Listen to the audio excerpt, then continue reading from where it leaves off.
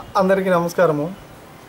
ఈ వీడియో చూస్తున్నటువంటి ప్రతి ఒక్కరికి ఉగాది శుభాకాంక్షలతోటి 6 తెలుగు ఆస్ట్రాలజీ ఛానల్ని సబ్స్క్రైబ్ చేసుకున్న వాళ్ళకి కానీ ఈ వీడియో చూస్తున్నటువంటి ప్రతి ఒక్కరికి ఉగాది శుభాకాంక్షలతోటి ఇప్పుడు నేను చెప్పబోయేటువంటి వీడియోలో పంటిలో ఉన్నటువంటి పురుగులు చెవి ద్వారా తీసేటువంటి పురాతన కాలం నాటి ఒక విధానాన్ని మీకు చూపించబోతున్నానండి। ఇది కేవలం ఇట్లా చేసుకోవాలని చెప్పేసి చూపించేటువంటి ప్రయత్నం చేస్తున్నాను।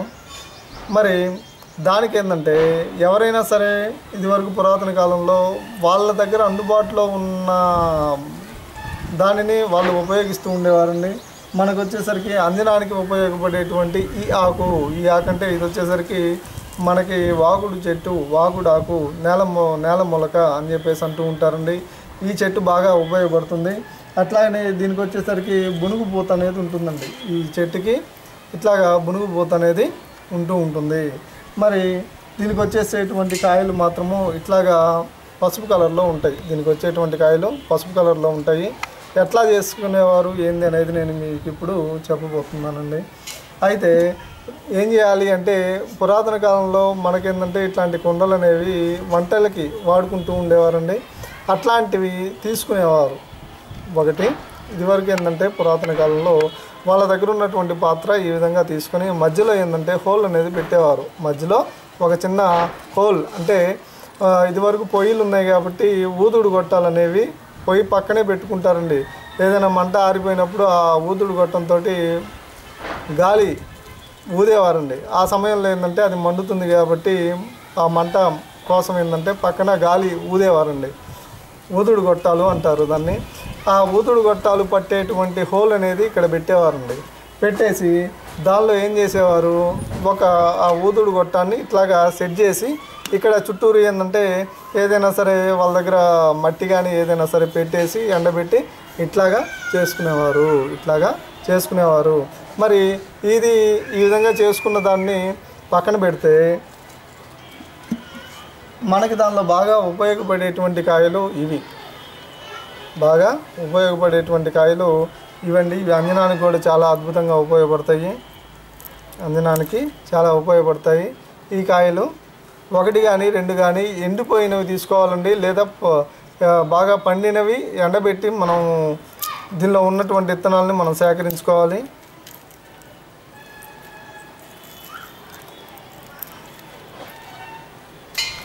ఇట్లాగా తీసుకోవాలండి। ఇట్లాగా ఈ విత్తనాలని తీసుకోవాలి। ఇవి మాత్రం కాస్త ముళ్ళుగా ఉంటాయి కాబట్టి కాస్త జాగ్రత్తగా ఇట్లాగా బాగా నలిపిన తర్వాత మనకి ఇవి మాత్రమే ఉపయోగపడతాయండి। వీటిలో ఈ విత్తనాలు మాత్రమే ఉపయోగపడతాయి। ఇవేంటంటే ఇంట్లో పొగ వేసుకున్నా సరే ఈ విత్తనాలని ఇంట్లో పొగ వేసుకున్నా సరే ఎట్లాంటి దుష్ట శక్తులైనా సరే దగ్గరికి రాకుండా ఉండడానికి అవకాశం అనేది ఉంటుంది। మరి దీన్ని ఏం చేయాలి అంటే మనకు వచ్చేసరికి వెన్న తీసుకోవాలండి। వెన్న తీసుకొని ఆ వెన్నలో ఏం చేయాలంటే ఇట్లాగా కలపాలి। కలిపి రెడీలో ఉంచుకోవాలండి। ఈ ముద్దని కలిపి రెడీలో ఉంచుకొని ఈ విధంగా ఒక పక్కన పెట్టుకోవాలి। దీన్ని ఒక పక్కన పెట్టుకోవాలి। ఇట్లాగా ఈ మిశ్రమాన్ని ఒక పక్కన పెట్టుకోవాలండి। పెట్టుకున్న తర్వాత ఏం చేయాలి అంటే మన ఇళ్ళల్లో ఏంటంటే ఏదైనా సరే పిండి వంటలు ఏమైనా చేసుకోవడానికి అవి పెట్టుకోవడానికి ఏంటంటే బేసిన్లు అనేవి ఉపయోగిస్తూ ఉండేవారండి। బేసిన్లు అంటే ఇట్లాగా పెద్ద పళ్ళాలుంది, బాగా పెద్ద పళ్ళాలు ఉపయోగిస్తూ ఉండేవారు కాబట్టి ఒక పళ్ళాన్ని ఇట్లా పెట్టుకొని దానిలో కాసిన నీళ్లు పోసుకునేవారు। ఇట్లాగా నీళ్లు పోసేవారు। ఇట్లా నీళ్లు పోసి మరి ఈ నీళ్ళల్లో ఏంటంటే ఒక బండ లాంటిది పెట్టేవారు। ఇట్లాగా ఒక బండ లాంటిది అయితే ఇది మునగకూడదండి, ఇది మాత్రం మునగకూడదు। తర్వాత ఏం చేసేవారు ఇట్లాంటిది ఒక ఇనపదాన్ని బాగా మందపాటి ఇనపదాన్ని మీరు కనుక గమనించినట్లయితే బాగా మందంగా ఉందండి, ఎర్రగా అప్పుడు కుంపటి కానీ పొయ్యి కానీ ఉండేది కాబట్టి ఇట్లా పెట్టేవారు అన్నమాట. ఈ బెచ్చి అయినా సరే కరెక్ట్గా ఇది పట్టే విధంగా మాత్రమే ఉండాలి. ఇది పట్టే విధంగా మాత్రమే ఉండాలి. మీరు కనుక గమనించినట్టయితే లోపలికి వెళ్ళిపోతుందండి. ఇది లోపలికి వెళ్ళిపోతుంది. ఇది పట్టే విధంగా మాత్రమే ఉండాలి. తర్వాత ఏం చేయాలి, ఈ ఇనపదాన్ని బాగా ఎర్రగా కాల్చిన తర్వాత ఇనపదాన్ని బాగా ఎర్రగా కాల్చిన తర్వాత ఎర్రగా కాలుతుందండి. ఇది ఎర్రగా కాల్చిన తర్వాత ఈ మిశ్రమాన్ని ఇట్లాగా ఒక్కసారిగా వేయటం వల్ల ఏంటంటే దీని నుంచి ఏంటంటే విపరీతమైనటువంటి పొగ రావడానికి అవకాశం అనేది ఉంటుంది.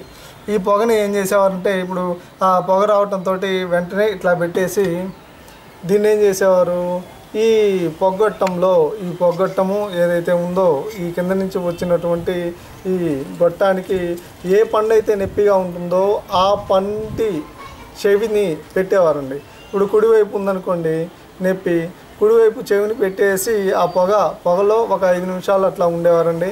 ఎడం చెవి కూడా నొప్పిగా ఉందనుకోండి, ఎడం పన్ను కూడా ఆ ఎడమ పన్ను పక్కన ఉన్నటువంటి ఆ చెవిని కూడా ఏంటంటే ఈ గొట్టం దగ్గర పెట్టేవారండి. దాని ద్వారా ఏంటంటే పంటిలో ఉన్నటువంటి పురుగులు మొత్తం ఖచ్చితంగా లోపల పట్టడానికి అవకాశం అనేది ఖచ్చితంగా ఉంటుంది. ఖచ్చితంగా ఏంటంటే చాలామందికి నేను చెప్పానండి, నేను ఆల్రెడీ ఏంటంటే నేను చేసుకున్నాను కాబట్టి ఆ పురుగుల్ని నేను చూశాను కాబట్టి ఖచ్చితంగా ఈ విధానం అనేది మీకు చెప్పానండి. అయితే ఇవి మాత్రం చాలా అద్భుతంగా ఉపయోగపడుతుంటుంది. పురాతన కాలం నాటి వైద్యం కాబట్టి వాళ్ళు ఏవైనా సరే అనుభవించే చెబుతారు. ముందు తరాలకి ఉపయోగపడాలన్న ఆలోచనతో చెప్పారండి. కానీ ఏంటంటే అప్పుడు విధానాలు ఇప్పుడు సాధ్యమైనంత వరకు తక్కువ మంది పాటిస్తున్నారండి. ఎక్కువ మంది పాటించటం లేదు. అది కూడా ఏంటంటే మరుగున పడిపోతున్నాయి. ఇప్పుడు మంచి డాక్టర్లు ఉన్నారు కాబట్టి వాళ్ళ దగ్గరికి వెళ్తున్నారు. వారు మంచి వైద్యం కూడా వాళ్ళ అందుబాటులో మనకి ఇస్తూ ఉన్నారండి. ఒక వ్యక్తి డాక్టర్ గారి దగ్గరికి వెళ్తే దాని ఉన్న పొజిషన్ని బట్టి ఏంటంటే వాళ్ళు మంచిగా పన్ను పీకటం కానీ దాని స్థానంలో మళ్ళీ పన్ను పెట్టడం కానీ సకలమైనవి అంటే అన్నీ.